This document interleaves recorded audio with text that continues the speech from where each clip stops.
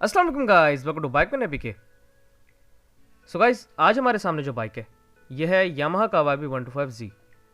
आज हम जिस बाइक का रिव्यू करेंगे वो है यामाहा YB 125Z। और आज के रिव्यू में मैं आपको इस बाइक की स्पेसिफिकेशंस बताऊंगा।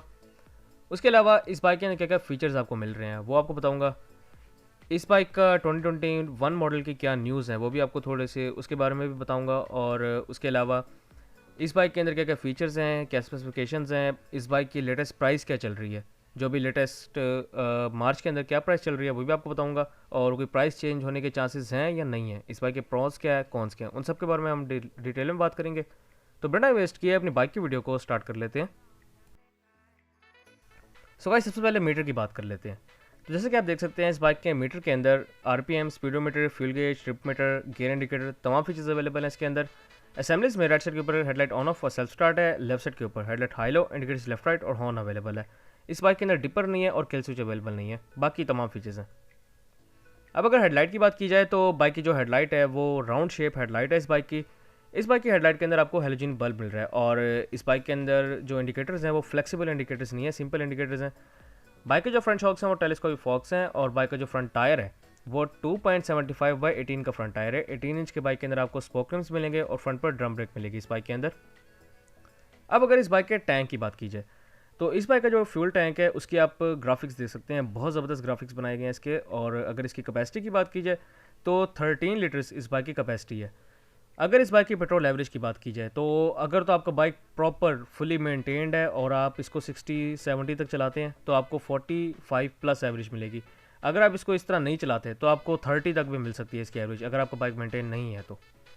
सीट की अगर बात की जाए तो बाइक की जो सीट है वो बहुत सॉफ्ट और कंफर्टेबल सीट बनाई गई है। अब अगर इस बाइक के इंजन की बात कर ली जाए तो इस बाइक का जो इंजन है वो 4 stock single cylinder overhead camshaft engine है। ओवरहेड कैमशाफ्ट होने के साथ साथ इस बाइक के इंजन के अंदर आपको बैलेंसर शाफ्ट भी इंस्टॉल मिलता है, जिसकी वजह से बाइक वाइब्रेशंस काफ़ी हद तक कम प्रोड्यूस करता है। आप ये कह सकते हैं कि जब तक आप 60 क्रॉस नहीं करेंगे आपको बाइक के अंदर प्रॉपरली वाइब्रेशंस फील नहीं होंगी। हल्की फुल्की बहुत माइनर सी तो होती हैं, लेकिन जो प्रॉपर जो हिला के रख देती हैं वो फिर आपको 70 तक मिलेंगी, 70 के बाद मिलेंगी वाइब्रेशंस। उसके अलावा अगर इस बाइक के बोर एंड स्ट्रोक की बात की जाए तो 54 mm बाइक का बोर है और 54 mm ही बाइक का स्ट्रोक है। इस बाइक की कंप्रेशन रेशो 10.0:1 है। और अगर इस बाइक की हॉर्स पावर की बात की जाए तो 10.5 इस बाइक की आपको हॉर्स पावर मिल रही है। और अगर इस बाइक की पिकअप की बात की जाए तो बाइक की जो पिकअप है वो बहुत ज़बरदस्त है। इस बाइक की अगर आप कंपेयर करेंगे पिकअप को होंडा 125 के साथ तो होंडा 125 के बदले इस बाइक की जो पिकअप है वो कम है होंडा 125 की निस्बत। लेकिन अगर आप वैसे देखें पिकअप को तो बाइक की पिकअप अच्छी है, बुरी पिकअप नहीं है इस बाइक की। अगर इसकी टॉप स्पीड की बात की जाए तो ये 120 प्लस चला जाता है। उसके अलावा अगर इस बाइक की ट्रांसमिशन की बात की जाए तो इस बाइक के अंदर आपको 5 गियर ट्रांसमिशन मिल जाएगी। और इस बाइक के जो गियर्स हैं वो तमाम गियर्स आगे की तरफ लगेंगे।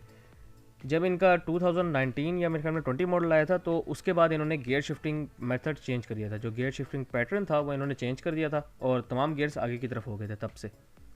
अगर आप उसे पहले वाला मॉडल लेंगे या यूज़ में लेंगे तो वो उसमें पहला गियर आगे बाकी 4 गियर पीछे की तरफ ऐसे रिटर्न शिफ्ट होगा।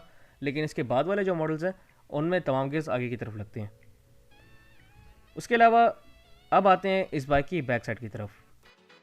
तो इस बाइक के अंदर जो आपको बैक पर शॉक्स मिल रहे हैं वो है स्विंग आर्म एडजस्टेबल शॉक्स। और अगर इस बाइक का बैक टायर की बात की जाए तो 90/90 का इस बाइक का बैक टायर है। 18 इंच के बाइक के अंदर स्पोक रिम्स हैं और बैकवर्ड बाइक के अंदर आपको ड्रम ब्रेक मिल रही है। उसके अलावा अगर बाइक के सिलेंसर को देखें तो इस बाइक का आप सिलेंसर देख सकते हैं। इस बाइक का ब्लैक पाउडर कोटेड सिलेंसर है और इसके ऊपर आपको क्रोम प्लेट इंस्टॉल मिलेगी।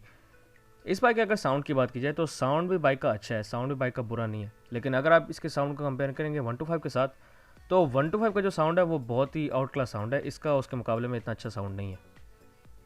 अब आते हैं इस बाइक की ओवरऑल लेंथ की तरफ।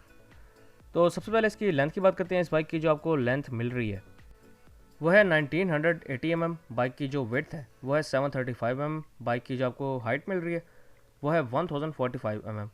बाइक की जो सीट हाइट है वो है 770 mm। अगर बाइक की व्हील बेस की बात की जाए तो 1285 mm बाइक की व्हील बेस है। और अगर इसके मिनिमम ग्राउंड क्लियरेंस की बात की जाए तो 150 mm बाइक की आपको ग्राउंड क्लियरेंस मिल जाएगी। उसके अलावा अगर इस बाइक के ओवरऑल वेट की बात की जाए तो 118 kg 118 kg इस बाइक का वेट है। अब सबसे पहले इस बाइक के कंफर्ट लेवल की बात कर लेते हैं। और कंफर्ट लेवल के अंदर मैं हमेशा की तरह इस बाइक को 10 आउट ऑफ 10 नंबर दूंगा। उसकी भी 2-3 वजह हैं, जिसमें पहली वजह जो है वो है इस बाइक के शॉक्स। जैसा कि आप इस बाइक के शॉक्स देख सकते हैं, इस बाइक के अंदर आपको फ्रंट पर मिल रहे हैं टेलीस्कोपिक फॉक्स और बैक पर मिल रहे हैं स्विंग आर्म एडजस्टेबल शॉक्स। और उसके अलावा ये बड़े शॉक्स हैं। ये बड़े शॉक्स होने की वजह से बाइक काफ़ी हद तक जो झटके आपको लगते हैं बाइक के ऊपर वो काफ़ी हद तक एब्जॉर्ब कर लेते हैं ये शॉक्स। उसके अलावा एक और बड़ी मेन चीज़ है इस बाइक के अंदर, जो कि है इस बाइक की सीट। इस बाइक की सीट काफ़ी कंफर्टेबल इन्होंने बनाई है। और अगर आप सीटिंग पोस्चर की बात करें तो सीटिंग पोस्चर भी बाइक का अच्छा है, तो आप बाइक के ऊपर काफ़ी हद तक कंफर्टेबल रहते हैं। और लॉन्ग पर भी ऐसा नहीं है कि लॉन्ग पर बाइक कंफर्टेबल नहीं है, लॉन्ग पर भी बाइक काफ़ी कंफर्टेबल रहता है। उसके अलावा इस बाइक के अगर इंजन की बात कर ली जाए, जो सबसे मेन चीज़ है, इंजन में इस बाइक के अंदर आपको ओवरहेड कैमशाफ्ट इंजन मिल रहा है। ओवरहेड कैमशाफ्ट इंजन वैसे ही काफ़ी हद तक कंप्यूटर वाइब्रेशंस प्रोड्यूस करता है, और उसके साथ साथ इन्होंने बैलेंसर शाफ्ट भी बाइक के अंदर इंस्टॉल किया हुआ है, जिसकी वजह से बाइक की जो वाइब्रेशंस हैं वो दब के ही रह जाती हैं। वो जब तक आप 60 या 70 क्रॉस नहीं करेंगे आपको बाइक के अंदर वाइब्रेशंस फील नहीं होंगी, और आप काफ़ी हद तक कंफर्टेबल रहेंगे इस बाइक के ऊपर। अगर आपकी नॉर्मल स्पीड होती है 40 to 50 तो आप बहुत कंफर्टेबल रहेंगे इस बाइक के ऊपर। बेशक आपने 40 किलोमीटर का भी सफ़र करना है तो आप काफ़ी कंफर्टेबल रहेंगे। इसके अलावा आते हैं पेंट एंड बिल्ड क्वालिटी की तरफ। तो पेंट और बिल्ड क्वालिटी बहुत अच्छी है यामाहा की। उसके अलावा अगर बाइक के टायर्स एंड ब्रेक्स की बात की जाए तो टायर्स बाइक के काफ़ी अच्छे लगाए गए हैं, फ्रंट पर भी और बैक पर भी बाइक के अंदर अच्छे टायर्स लगाए गए हैं। और उसके साथ अगर ब्रेकिंग की बात की जाए तो ब्रेकिंग भी बाइक की अच्छी है। बेशक ड्रम ब्रेक्स हैं, लेकिन बाइक की जो ब्रेकिंग है वो अच्छी बनाई गई है। फ्रंट पर भी अच्छी ब्रेक्स हैं और बैक पर भी अच्छी ब्रेक्स हैं। अब अगर इस बाइक की रोड ग्रिप की बात कर ली जाए तो जैसे कि आप देख सकते हैं कि बाइक के टायर्स अच्छे लगाए गए हैं, और उसके अलावा बाइक के अंदर स्टेबिलिटी है, तो बाइक काफ़ी हद तक अच्छी रोड ग्रिप प्रोड्यूस करता है। और यामाहा मशहूर ही अपनी रोड ग्रिप की वजह से है। इसकी रोड ग्रिप बहुत ज़बरदस्त है। उसके अलावा अगर बाइक के गियर बॉक्स की बात की जाए तो बाइक का जो गियर बॉक्स है वो भी बहुत स्मूथ बनाया गया है। और जो इनका जब इन्होंने अपना गियर शिफ्ट पैटर्न चेंज किया था उसके बाद इन्होंने गियर शिफ्टिंग पहले से ज़्यादा स्मूथ कर दी थी। तो इसकी जो गियर शिफ्टिंग है वो बहुत ज़्यादा स्मूथ है। गियर इस बाइक के अंदर आराम से लग जाते हैं और आराम से निकल जाते हैं। उसके अलावा अगर सीटिंग पोस्चर की बात की जाए, जैसा कि मैंने आपको बताया, बाइक की जो सीटिंग पोस्चर है वो बहुत ज़बरदस्त है। उसके अलावा अगर पार्ट्स अवेलेबिलिटी की बात की जाए तो आजकल बाइक के पार्ट्स आपको मिल जाते हैं, काफ़ी हद तक आराम से मिल जाते हैं आपको। जो मेन इंजन के पार्ट्स होते हैं, ब्रेक, कोई टैंक के पार्ट्स हो गए या मीटर के पार्ट्स हो गए, आपको ये चीज़ें आराम से मिल जाएंगी। अब पहले 2-3 साल पहले मसला होता था, क्योंकि जब ये नया नया आया था तो इसके अंदर इंपोर्टेड पार्ट्स थे, लेकिन अब इसके जो पार्ट्स हैं वो लोकली पाकिस्तान में बनने लग गए हैं, तो इसके पार्ट्स अब अवेलेबल होते हैं और लो प्राइस पे अवेलेबल होते हैं। क्वालिटी थोड़ी सी घट गई है, लेकिन प्राइस आपको कम मिलती है पार्ट्स की, और अवेलेबिलिटी भी अच्छी होती है। इसके अलावा अगर मैकेनिक्स की बात की जाए तो मैकेनिक्स का भी इस बाइक के अंदर कोई इशू नहीं है। उसके अलावा रोड अट्रैक्शन भी इस बाइक की अभी मेंटेन है जब आप इस पर गुजर रहे हो, और काफ़ी अच्छा इंप्रेशन पड़ता है लोगों के सामने इस बाइक का। उसके अलावा अगर इस बाइक की प्राइस की बात की जाए तो यामाहा YB125Z की जो आपको लेटेस्ट प्राइस मिल रही है वो है 1,63,000 रुपये। 1,63,000 रुपीज़ इस बाइक की अब लेटेस्ट प्राइस चल रही है। सो गाइज, अब लास्ट में बात करते हैं कि 2021 मॉडल इस बाइक का आ रहा है या नहीं आ रहा। तो शोरूम से मैंने कंफर्म किया था, तो शोरूम वाले कह रहे थे कि 2021 में भी इस बाइक का यही मॉडल ही चलेगा, और जहाँ तक अभी उनको पता है तो 2022 में भी उम्मीद है कि ये चेंज नहीं करेंगे, 2022 में भी यही मॉडल चलाएंगे। उसके अलावा अब इस बाइक की बात करते हैं कि आपको ये बाइक लेना चाहिए या नहीं लेना चाहिए।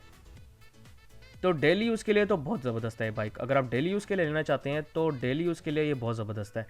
ब्रेकिंग बाइक की अच्छी है, कंफर्टेबल है बाइक, इस बाइक की टैंक कैपेसिटी भी सही है, पेट्रोल एवरेज भी बाइक की अच्छी है, कंफर्ट भी है इस बाइक के अंदर, लॉन्ग पर भी आप इस बाइक के ऊपर कंफर्टेबल रहते हैं और मेंटेनेंस भी कोई इतनी ख़ास नहीं है।